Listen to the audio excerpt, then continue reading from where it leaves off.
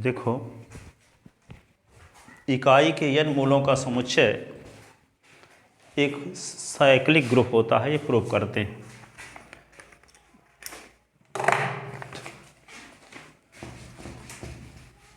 तो जैसे पीछे आप देख चुके हो, तो एब्स्ट्रैक्ट अलजेब्रा साइक्लिक ग्रुप चल रहा है। साइक्लिक ग्रुप की परिभाषा आपको बताई गई थी। जैसे यहाँ पे G इक्वल टू है 1 ओमेगा ओमेगा स्क्वायर इकाई के घन मूलों का समुच्चय है, ठीक है। तो इसके सभी अवयव एक ही अवयव के इंटीग्रल पावर के फॉर्म में व्यक्त हैं। ओमेगा की पावर 1, ओमेगा की पावर 2, ओमेगा की पावर 3 बराबर 1, है ना। तो इसी प्रकार तो ये ओमेगा, इसके सभी अवयव इस ग्रुप के एक अवयव के इंटीग्रल पावर के फॉर्म में लिखे जा सकते हैं, इसलिए ओमेगा से जनरेटेड एक साइक्लिक ग्रुप है। इसी प्रकार इकाई के जो चतुर्थ मूल थे 1 - 1 आयोटा माइनस आयोटा, तो इसके सभी अवयव क्या हैं? आयोटा की पावर 1, आयोटा की पावर 2, आयोटा की पावर 3, आयोटा की पावर 4 के रूप में लिखे जा सकते हैं, जबकि आयोटा इस ग्रुप का एक एलिमेंट है। तो जब किसी ग्रुप के सभी एलिमेंट उसी ग्रुप के एक एलिमेंट के इंटीग्रल पावर के फॉर्म में लिखे जा सकते हैं, तो उस ग्रुप को उस एलिमेंट से जनरेटेड साइक्लिक ग्रुप कहते हैं, ठीक है। अब हम ये इकाई का घनमूल था तो 1 की घात 1/3 बराबर हम s माने थे। यहाँ पे इकाई का चतुर्थ मूल है तो 1 की घात 1/4 बराबर s माने थे। अब यदि इकाई का n मूल है तो क्या लिखेंगे? 1 की घात 1/n बराबर s मानेंगे कि नहीं? 1 की घात 1/n बराबर x है इकाई का n मूल, ठीक है। तो यही हम इकाई की n मूल निकालेंगे और n मूल का जो कलेक्शन होगा वह भी साइक्लिक ग्रुप होता है, ये हम सिद्ध करेंगे, ठीक है। इसमें ये क्वेश्चन हमेशा आता है ऑल यूनिवर्सिटी में, इसकी तैयारी कर लेना अच्छे से। तो यहाँ पे देखो, सिद्ध कीजिए कि क्वेश्चन है, सिद्ध कीजिए कि इकाई के n मूलों का कलेक्शन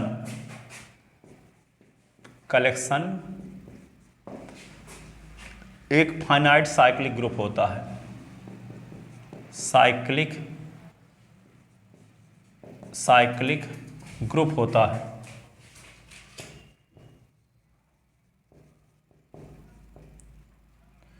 फाइनाइट आबेलियन साइक्लिक ग्रुप होता है। क्या लिख लो?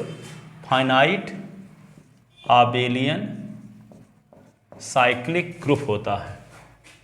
साइक्लिक ग्रुप होता है, ठीक है। परिमित आबेली चक्री समूह होता है, साइक्लिक ग्रुप होता है, ठीक है ना। तो क्या करेंगे हम? सबसे पहले माना 1 की घात 1/n बराबर x, 1 की घात 1/n बराबर x, तो 1 बराबर क्या होगा? s की पावर n, दोनों पक्षों में घात n लगाओगे तो, ठीक है। तो s की पावर n बराबर हो गया 1, तो s की पावर n बराबर होता है, इसको हम लिख सकते हैं। देखो, एक विशेष चीज़ आपको बताना चाहते हैं कि जैसे मान लो cos 1 पाई है तो इसका मान होता है -1 की पावर 1। cos यदि 2 पाई है तो इसका मान होता है -1 की पावर 2। cos यदि 3 पाई है तो इसका मान होता है -1 की पावर 3, ठीक है। तो यदि सम संख्या है तो जैसे -1 पावर तो इसका मान -1, 2 तो 1 बन जाएगा, 3 तो -1, 4 तो 1 बन जाएगा। तो पाई के पहले यदि सम संख्या है तो उसका मान 1 होगा। अब पाई के पहले यदि विषम संख्या है तो उसका मान -1 हो, ठीक है। तो यहाँ पे cos मान लो 2r सम संख्या का व्यापक पद है, ठीक है। तो 2r माने सम संख्या, ठीक है। तो 2r पाई है तो इसका मान होगा 1, ठीक है। अब विषम संख्या होगा तो इसका मान -1, ठीक है। और यहाँ पे जैसे मान लो साइन में क्या होता है? साइन 1 पाई है तब भी 0, साइन 2 पाई है तब भी 0, साइन 3 पाई है तब भी 0, साइन 4 पाई है तब भी 0, ठीक है। तो साइन 2r पाई रहेगा तब भी 0, ठीक है। तो यहाँ पे क्या है? 1 है तो इसको लिख सकते हैं 1 प्लस आयोटा 0 कि नहीं? अब इसी को लिख सकते हैं s की पावर n, तो 1 के स्थान पर लिख सकते हैं cos 2r पाई। क्या लिख सकते हैं? cos 2r पाई। और आयोटा इस जीरो के स्थान पे साइन 2r पाई ऐसे लिख दिए, ठीक है। एक के स्थान पे cos 2r पाई लिख दिए, हाँ, और जीरो के स्थान पे लिख दिए साइन 2r पाई, ठीक है, ऐसा लिख दिए, ठीक है। अभी आप जानते हो कि यदि s की पावर 2 है बराबर n, तो s की वैल्यू जब निकालते हो तो n की पावर 1/2 कर देते हो, ठीक है। यदि s की पावर 3 बराबर n है तो s की वैल्यू जब निकालोगे तो n की पावर 1/3 कर दोगे। तो s की पावर n बराबर n है तो s बराबर जब लिखोगे तो n की पावर 1/n कर दोगे, ठीक है। तो यहाँ s की पावर n बराबर ये है, तो s की वैल्यू जब निकालोगे तो क्या होगा, cos 2r pi plus iota sine 2r पाई की पावर 1/n, 1/n, ठीक है, 1/n हो जाएगा। अब यहाँ पे क्या कर सकते हैं, ये कब आप फर्स्ट ईयर में पढ़े थे डीमाइवर की प्रमेय, cos theta plus iota sine theta की पावर यदि n है तो यहाँ थीटा का गुणांक n हो जाता है, cos n theta plus iota sine n theta, चाहे n पॉजिटिव इंटीजर हो, चाहे n निगेटिव इंटीजर हो, चाहे n पॉजिटिव फ्रैक्शन हो, चाहे n निगेटिव फ्रैक्शन हो, ठीक है। धनात्मक पूर्णांक हो चाहे ऋणात्मक पूर्णांक हो, चाहे धनात्मक भिन्न हो चाहे ऋणात्मक भिन्न हो, जो पावर में रहेगा थीटा का गुणांक बन जाएगा, थीटा का गुणांक। तो यहाँ पावर में तो क्या है, धनात्मक भिन्न है, तो क्या होगा, थीटा का गुणांक बन जाएगा। तो इसको लिख सकते हैं cos 2r पाई बटे n और आयोटा साइन 2r पाई बटे n, इसको लिख सकते हैं ऐसा, ठीक है, डीमाइवर की प्रमेय से। वहाँ पे जो वो लिखे हैं वो I0, वो I कैसे आया? आई तो किसी 15 कोई संख्या लिखी है तो इसको समिश्र संख्या के रूप में लिख दिए। हम लिखना ये चाहते हैं डीमाइवर प्रमेय के रूप में लिखने के लिए a प्लस आयोटा b के रूप में लिखना चाहते हैं, ठीक है। तो 15 है तो 15 प्लस 0 आयोटा लिख सकते हैं, 16 है तो 16 प्लस 0 आयोटा लिख सकते हैं, 17 है तो 0 आयोटा लिख सकते हैं, ठीक है। अब कोई कहता है कि 15 रुपए को रुपए और पैसे में लिखो तो क्या लिखते हो, 15.00 नहीं लिखते, चाहे 15 लिखो, जरूरत पड़ने पर 15.00 भी लिख सकते हैं। तो 15 को हम 15 प्लस 0 आयोटा लिख सकते हैं, क्या गलती हुई, आयोटा अधिकल्पित भाग 0 तो है ही, उसकी मीनिंग तो 15 होती है। तो 1 का मतलब 1 प्लस 0 आयोटा लिख देंगे तो इसका मतलब क्या है, वह समिश्र संख्या के रूप में बदल गया लेकिन उसका मान तो 1 ही आएगा, ठीक है। तो इसमें डीमाइवर प्रमेय लगाना चाहते थे इसलिए हम कॉम्प्लेक्स नंबर के रूप में इसको लिख दिए, ठीक है। अब आगे देखो, इसी को क्या कर सकते हैं, इसी को हम ऐसा भी लिख सकते हैं, cos 2 पाई अपान n प्लस आयोटा साइन 2 पाई अपान n की पावर r, क्योंकि डीमाइवर की प्रमेय लगाओगे तो फिर से वही आ जाएगा। पावर 1/n था तो यहाँ पे कर दिए, अब r को बाहर निकाल लिए, क्यों, क्योंकि डीमाइवर की प्रमेय लगाओगे तो फिर से यही रिजल्ट आएगा, r का गुणा हो जाएगा इनके साथ, वही आ जाएगी। अब इसी को हम क्या लिख सकते हैं, इसी को लिख सकते हैं, इसको ग्रीक लेटर मान लेते हैं, x बराबर ओमेगा, ओमेगा की पावर r, जहाँ r बराबर 0 1 2 3 dash dash n minus 1 r minus 1,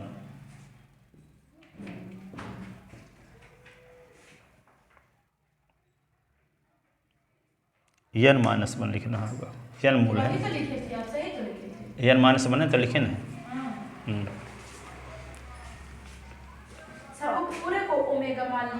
इस कोष्टक वाले को, ठीक है। अब जैसे मान लो इकाई की घनमूल जब लिखते थे तो s बराबर ओमेगा की पावर हम क्या लिख देते, मान लो r, तो r का मान कहाँ शुरू होता, 0 1 और 2, ठीक है। क्यों, जैसे मान लो जी के ओमेगा की पावर 0, ओमेगा की पावर 1, ओमेगा की पावर 2, तो ओमेगा की पावर 0 का मान 1 हो गया, ओमेगा स्क्वायर, इकाई घनमूला तो गए, घनमूल पावर 3 तो वैल्यू पावर 2 तक गई है, तब हाँ घन यहाँ निकालना है n मूल, तो वैल्यू 0 शुरू होगी या कहाँ तक जाएगी, n माइनस 1 तक, क्योंकि ओमेगा की पावर 0 तो 1 हो गया, ओमेगा की पावर 1 ओमेगा की पावर 2 तक ही ना एलिमेंट इकाई के घनमूल में, और है घनमूल, तो 3 तक न जाना चाहिए आपके हिसाब से फिर, पर 3 तक नहीं गया है, कहाँ तक है 1 ओमेगा ओमेगा स्क्वायर। इसका मतलब क्या है, आर की वैल्यू 0 1 2 3 n माइनस 1, n मूल है ना, तो कहाँ तक जाएगा, n से 1 कम तक, घनमूल है तो 1 से 3 से 1 कम तक, 3 से 1 कम तक।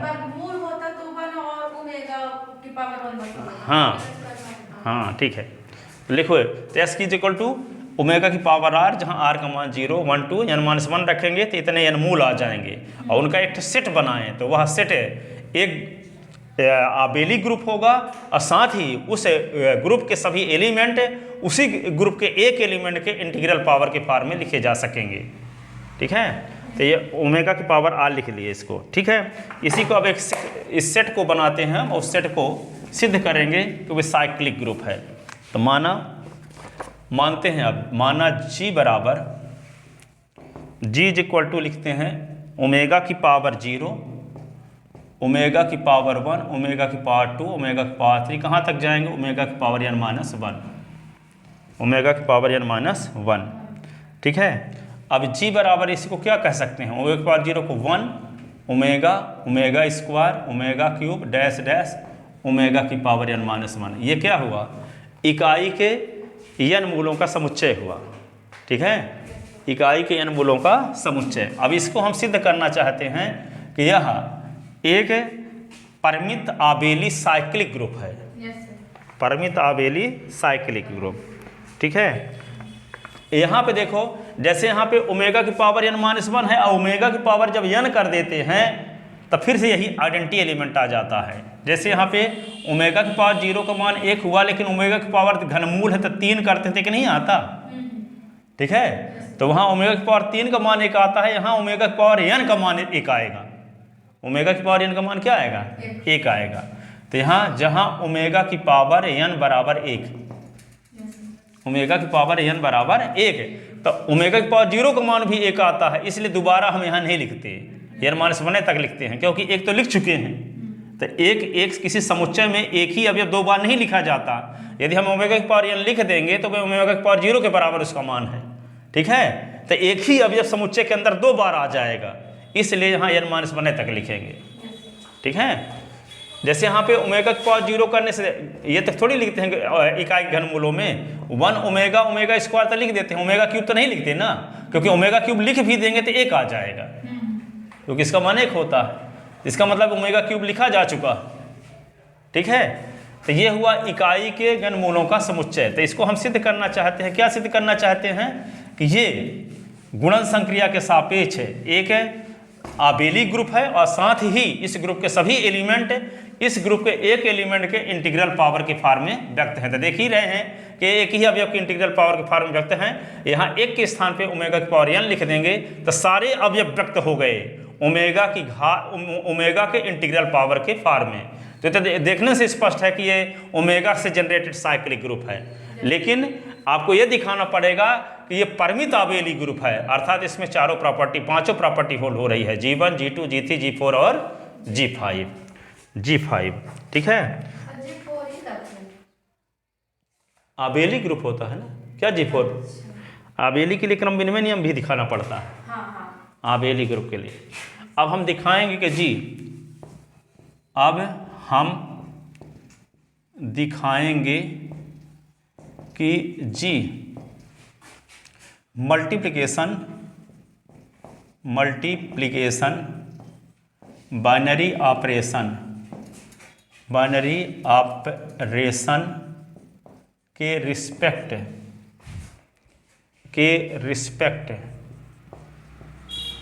एक फाइनाइट आबेलियन साइक्लिक ग्रुप है।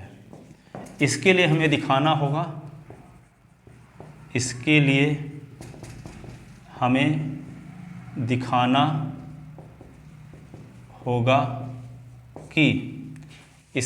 दिखाना होगा कि मल्टीप्लिकेशन बाइनरी ऑपरेशन ऑपरेशन जी में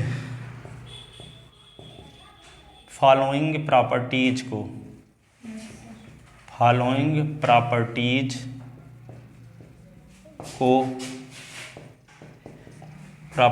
को सेटिस्फाई करे। कौन सी प्रॉपर्टी? नंबर फर्स्ट जीवन का नाम क्या है? Closure property.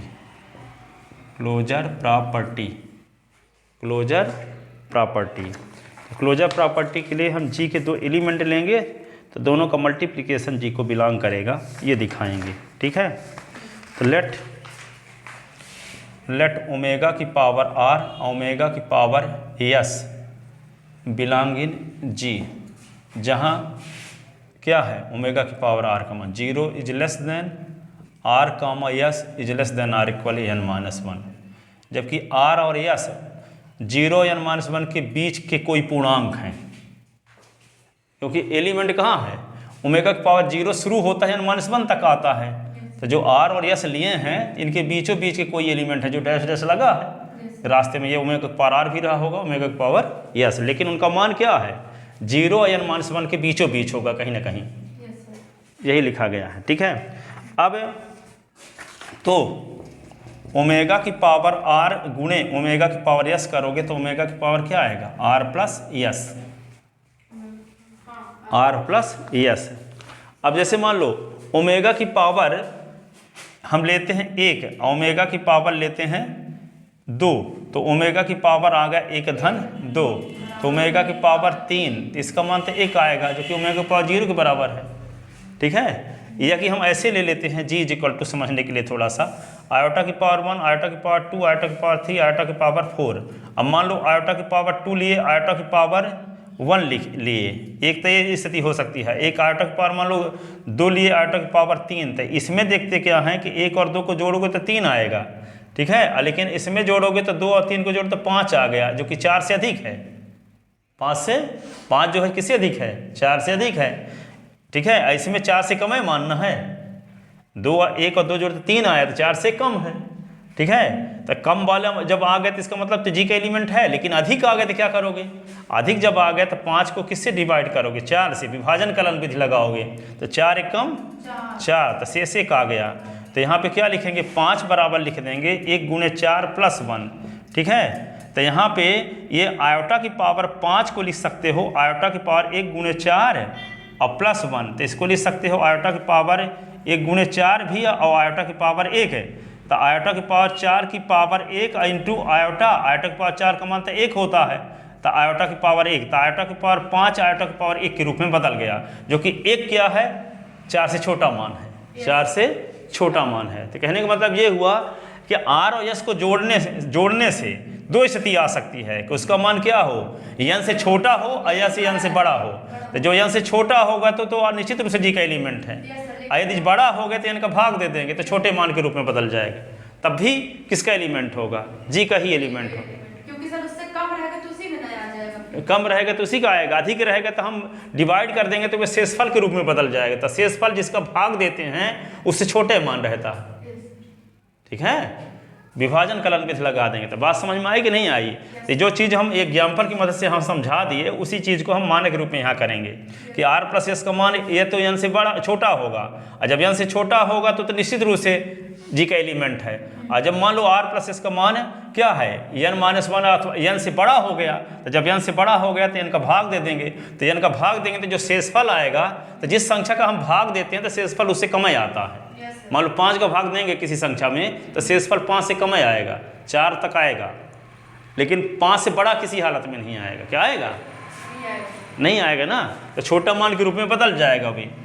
ठीक है, तो यहाँ पे लिखते हैं वही चीज़ जो आया है, यदि r प्लस एस का मान is less than r equal n-1 या r प्लस एस का मान छोटा हो n से, ठीक है, तो इम्प्लाइज ओमेगा की power r plus S belong in G. यदि r प्लस एस का मान इज ग्रेटर देन n, तब विभाजन कलन विधि से, विभाजन कलन विधि division algorithm method, division algorithm method, algorithm RITHM, ये क्या लिखे हैं इतना? विभाजन कलन विधि, division DIVISION, division algorithm ALGORITHM method से, विभाजन कलन विधि से। तो क्या करेंगे, R प्लस एस को क्या करेंगे, n से डिवाइड करेंगे तो मान लो Q आया, ठीक है। तो शेषफल क्या आया, मान लो शेषफल T आया, ठीक है। तब क्या लिख देंगे, R प्लस एस बराबर भागफल गुणे भाजक यानी गुणे Q प्लस शेषफल, ठीक है। अब R का मान निश्चित रूप से n से कम रहेगा, T का मान T लिखो, यहाँ T लिखे हैं ना, जहाँ 0 is less then T is less than n। शेषफल का मान तो 0 आ सकता है लेकिन n से छोटे रहेगा, ठीक है। तो इसको हम ये जब ये लिख देंगे तो ओमेगा की पावर R इंटू ओमेगा की पावर S बराबर ओमेगा की पावर R प्लस S बराबर ओमेगा की पावर क्या लिख दोगे, NQ प्लस T। तो ये क्या होगा, ओमेगा की पावर NQ इंटू ओमेगा की पावर T। तो ये क्या है, ओमेगा की पावर n लिख दोगे, n की पावर q और ओमेगा की पावर t। ओमेगा की पावर n का मान 1 है, ओमेगा की पावर n का मान 1 है। तो 1 की पावर q इंटू ओमेगा की पावर t, और 1 की पावर q क्या आएगा, 1 है। तो 1 इंटू ओमेगा की पावर t, और ओमेगा की पावर t क्या है, n से छोटा मान है, t क्या है, n से छोटा मान है। तो जो n से छोटा मान है वो जी का एलिमेंट तो है ही, यहाँ देख लो, पावर n-1 तक सब एलिमेंट जी के एलिमेंट हैं। ओमेगा की पावर n-1 यानी कहता है कि t का मान n से कम है, तो n का मान n से कम क्या होगा, पूर्णांक मान है तो n-1 होगा अथवा n-2 होगा चाहे n-3 होगा। और ये सब किसके एलिमेंट हैं, जी के एलिमेंट हैं। तो ये ओमेगा की पावर t किसका एलिमेंट होगा, बिलोंग इन जी, क्योंकि t का मान n से कम है। तो n से कम होगा क्या, या कि n-1 होगा तब भी जी का एलिमेंट है, n-2 होगा तब भी जी का एलिमेंट है, और यहाँ पे t से कम 3 आएगा तब भी जी का एलिमेंट है, 5 आएगा तब भी जी का एलिमेंट है, ठीक है।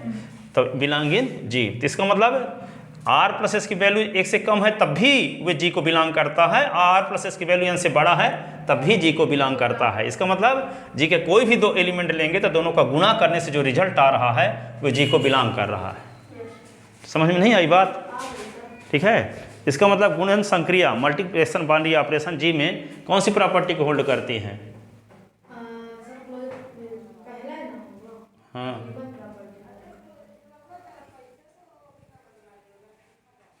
नीचे की 2 लाइन आया ही नहीं, ऊपर लिखे देते हैं यहाँ पे, ये वाली लाइन 3 ठो विभाजन कलन विधि लगाए तो यहाँ पे ये आया, ये टी शेषफल। तो यहाँ पे क्या लिख दोगे, ओमेगा की पावर R ओमेगा की पावर S, तो ओमेगा की power R plus S is equal to क्या आ गया, ओमेगा की पावर R प्लस एस के स्थान पे क्या लिख सकते हैं, NQ प्लस टी। तो NQ प्लस टी, तो ये हो गया ओमेगा की पावर NQ ओमेगा की पावर T। तो ये ओमेगा की पावर n की पावर Q और ये होगा ओमेगा की पावर T, ठीक है। याद रखना, यहाँ तक आगे आता है। अब चलो इसी को लिख सकते हैं, ये होगा 1 की पावर क्या होगा Q और ये होगा ओमेगा की पावर T। तो 1 की पावर 1 ही रहेगा, ओमेगा की पावर T। तो ओमेगा की पावर T और T is less than n, T is less than n implies omega की power T belong in G, ठीक है। अतः मल्टीप्लिकेशन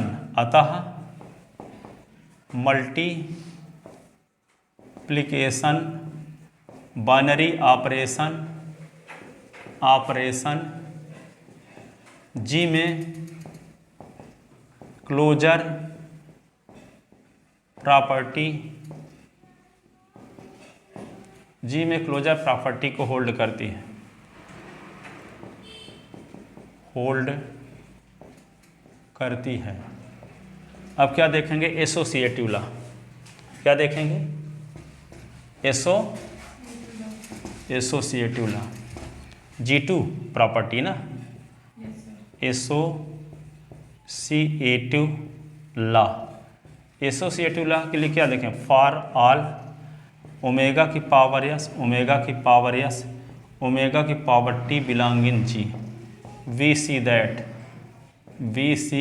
दैट हम देखते हैं ओमेगा की पावर आर, ओमेगा की पावर एस इंटू ओमेगा की पावर टी बराबर क्या लिखेंगे, ओमेगा की power r plus s into omega की पावर टी। इसी को क्या लिख सकते हैं, ओमेगा की power r plus s bracket में और प्लस टी। इसी को क्या लिख सकते हैं, आर एस टी पूर्णांक संख्याएं हैं, अपूर्णांक संख्याएं प्लस के सापेक्ष साहचर्य नियम का पालन करती हैं।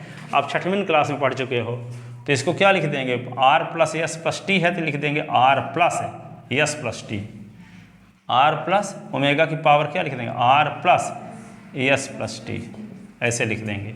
इसी को क्या लिख सकते हैं, ओमेगा की पावर आर अलग लिखो, ओमेगा की पावर एस प्लस टी अलग लिखो।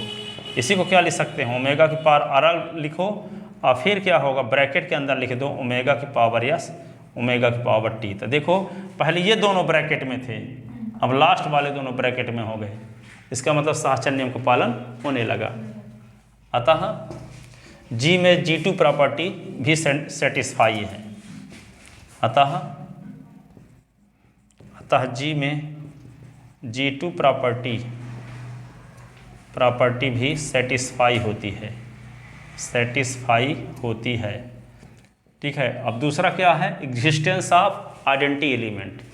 G3 प्रॉपर्टी ना, existence of identity element.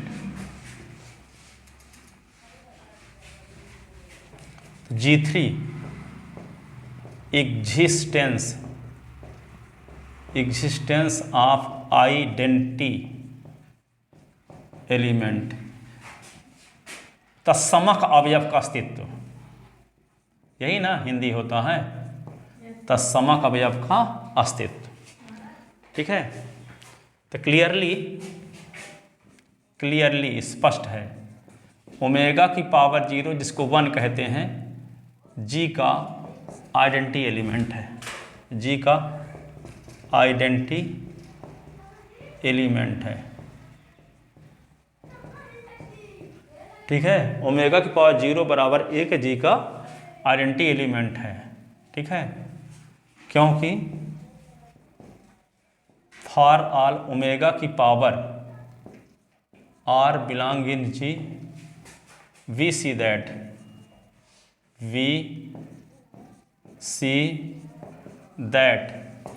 Omega की पावर आर में ओमेगा की पावर 0 का गुणा या करोगे या 1 का गुणा करोगे तो क्या आएगा, ओमेगा की पावर आर आएगा, चाहे 1 गुणे ओमेगा की पावर आर करो तब भी। तो ओमेगा की पावर आर के लेफ्ट साइड में 1 का गुणा करो, चाहे राइट साइड में 1 का गुणा करो, ओमेगा की पावर आर ही आएगा। यानी 1 का गुणा करने से ओमेगा की पावर आर में कोई फर्क नहीं पड़ रहा है। इसका ना मतलब क्या हुआ कि एक आइडेंटिटी एलिमेंट है, ठीक है। अतः जी में G3 प्रॉपर्टी भी सेटिस्फाई होती है, प्रॉपर्टी भी सेटिस्फाई होती है, ठीक है। आप क्या लिखेंगे, G4 का मतलब क्या हुआ, existence of inverse element, existence inverse element, प्रतिलोम अवयव का अस्तित्व, प्रतिलोम अवयव का। तो लिखो फॉर ऑल, जैसे कोई आपसे ये पूछे, सुनो इकाई के घनमूल वाले में कहता है कोई कि ओमेगा की पावर 1 का प्रतिलोम क्या है, तो जानते हो कि ओमेगा की पावर 2 होगा क्योंकि गुणा करोगे तो आएगा ओमेगा की पावर 3, इसका मान 1 हो जाता है, तत्समक अवयव आ गया, ठीक है। तो कहोगे ओमेगा की पावर 1 का प्रतिलोम अवयव ओमेगा की पावर 2 है। अब ओमेगा की पावर 2 आप नहीं बोलना चाहते तो ऐसे भी बोल सकते हो कि ओमेगा की पावर 1 का प्रतिलोम अवयव ओमेगा की पावर 3 - 1 है, ठीक है। अब कोई आपसे कहे कि ओमेगा स्क्वायर का प्रतिलोम क्या है, तो कहोगे ओमेगा स्क्वायर का प्रतिलोम 3-2 है, ओमेगा होगा। Yes sir. तो कोई कहे कि ओमेगा की पावर आर का प्रतिलोम क्या है, तो क्या कहोगे ओमेगा की पावर n-r है, क्योंकि ओमेगा की पावर n की वैल्यू 1 आएगी यहाँ, यस सर। है ना। n-1 तक तो मान अलग अलग रहेगा, लेकिन ओमेगा की पावर 3 का मान जैसे वहाँ 1 आता है, तो यहाँ ओमेगा की पावर n का मान 1 आएगा। तो ओमेगा की पावर, जैसे ओमेगा का प्रतिलोम ओमेगा स्क्वायर हुआ, तो ओमेगा स्क्वायर को हम लिख सकते हैं 3-1 है कि नहीं। तो ओमेगा का प्रतिलोम ओमेगा की पावर 3-1 है, ओमेगा स्क्वायर का प्रतिलोम ओमेगा की पावर 3-2 है। तो इसी प्रकार ओमेगा की पावर आर का प्रतिलोम ओमेगा की पावर n-r है। क्यों? क्योंकि ओमेगा की पावर आर और ओमेगा की पावर n-r का गुणा करोगे तो आएगा ओमेगा की power r plus n-r, r cut गया तो ओमेगा की पावर n आएगा, इसका मान होता है 1 है। तो सम कब ये आया, तो इसका मतलब ओमेगा की पावर आर का प्रतिलोम क्या हुआ, ओमेगा की पावर n-r हुआ। ओमेगा की पावर s का प्रतिलोम ओमेगा की पावर n-n यस है। ओमेगा की पावर t का प्रतिलोम ओमेगा की पावर n-t। ओमेगा की पावर z का प्रतिलोम तो ओमेगा की पावर n-z। z। इसका मतलब जितने एलिमेंट g में थे सबका प्रतिलोम g में कंटेन है, ठीक है। क्योंकि n में से कुछ घटाओगे तो उसका मान n से छोटा ही आएगा, n से छोटा आएगा तो सब किसके एलिमेंट होंगे, g के एलिमेंट। तो जो प्रतिलोम अवयव है कहाँ कंटेन है, जी में ही कंटेन है। तो जी में जितने एलिमेंट है सबका जो प्रतिलोम आएगा जी से बाहर नहीं है, जी के अंदर है, उपस्थित है। तो सबका प्रतिलोम जब उपस्थित है उसी लिख को क्या बोलते हैं कि हर एक एलिमेंट के इनवर्स एलिमेंट का एग्जिस्टेंस जी में है। तो क्या लिखोगे, तो ये बात समझ में आ गई होगी। फॉर ऑल ओमेगा की power r belong in G there exist omega की power n-r belong in g such that omega की पावर r into omega की power n-r is equal to omega की पावर r plus n-r। ये कट गया तो omega की power n और ओमेगा की पावर n की वैल्यू 1 है, जो कि तत्सम अवयव है। अतः जी के स्वेच्छ अवयव ओमेगा की पावर आर का प्रतिलोम अवयव ओमेगा की पावर n-r है, जो कि जी में उपस्थित है, जो कि जी में उपस्थित है। तो जब स्वेच्छ अवयव का प्रतिलोम उपस्थित है इसका मतलब सबका प्रतिलोम उपस्थित होगा, ठीक है। अतः जी में ईच एलिमेंट के इनवर्स एलिमेंट का एग्जिस्टेंस है। अतः इट मीन्स, जिसका अर्थ है इट मीन्स जी में ईच एलिमेंट के इनवर्स एलिमेंट का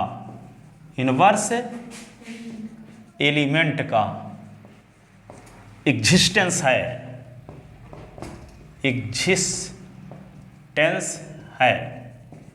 इस प्रकार जी में G4 प्रॉपर्टी भी सेटिस्फाई होती है। इस प्रकार जी में G4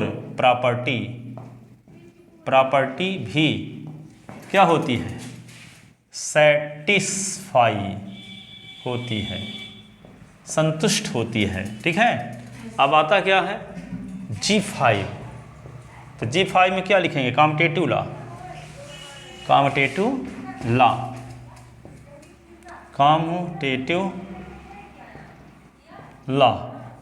तो क्या लिखोगे, फॉर ऑल ओमेगा की पावर आर और ओमेगा की power s belong in G, we see that क्या ओमेगा की पावर आर इंटू ओमेगा की पावर एस, तो ओमेगा की पावर आर प्लस एस लिख सकते हैं। इसी को लिख सकते हैं ओमेगा की पावर एस प्लस आर, इसी को लिख सकते हैं ओमेगा की पावर एस ओमेगा की पावर आर।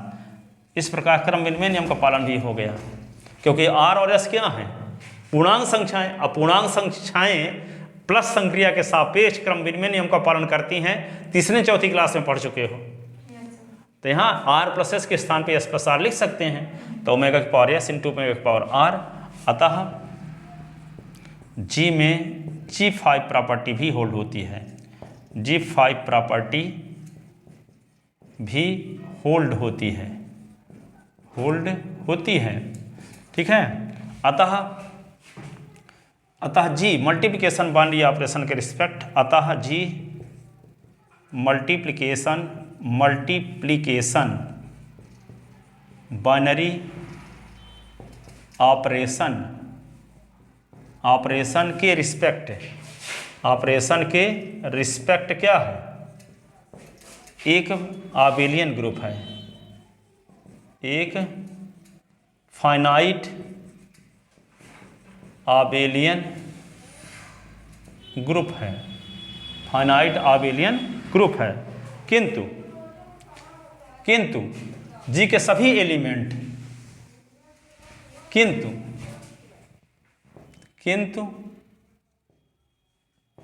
जी के ऑल एलिमेंट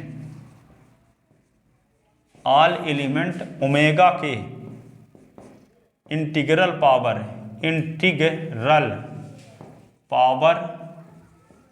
के फॉर्म में लिखे जा सकते हैं,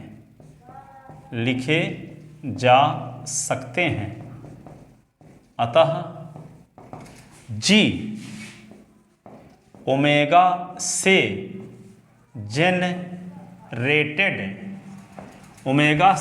जनरेटेड एक फाइनाइट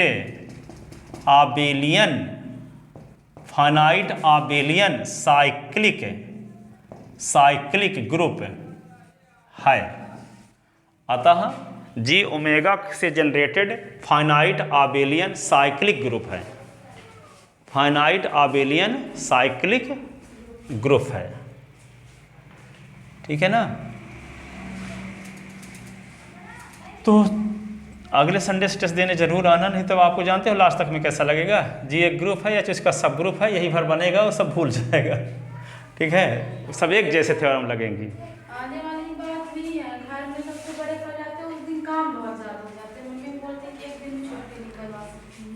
हाँ मम्मी के पैर में बात है सर, तो इतने दिन नहीं बोलते, संडे के दिन लगते। एक किताब आती है, उसमें लिखा है नो एक्सक्यूज, किताब का नाम है, ठीक है। तब महत्वपूर्ण काम ना करने के 427 बहाना, इस किताब को हम आपको देंगे एक बार, तो इसको पढ़ लेना, फिर ये बोल देना कि इस क्रमांक के तहत हम टेस्ट देने नहीं आ रहे हैं। जो आप बोलते हो ना वो आपका भी होगा उसमें शामिल। मम्मी बोलती हैं, पापा बोलते हैं, ये हो गया था, अभी ये क्या नहीं आने देती थी। तो चैलेंज थोड़ी है कि हम अब वहाँ पे परीक्षा रहेगी, वार्षिक परीक्षा, तो कहें कि अब संडे को परीक्षा है तो तुम परीक्षा देने ना जाओ क्योंकि आज संडे है। नहीं सर, वो तो नहीं। महत्वपूर्ण काम के ना करने के जो रीजन दोगे वे सब बहाने हैं। कर्तव्य से बचोगे तो फल से भी वंचित हो जाओगे, ये थोड़ी है कि आप ना आओगे तो आप उसका फल पाते रहोगे। सीख लेना चाहिए। परीक्षा जानते हो पूरा पढ़ने के बावजूद भी नहीं बनेंगे एक भी के क्वेश्चन ग्रुप थ्योरी के। ये बात आज समझ जाओगे तो ज़्यादा अच्छा रहेगा।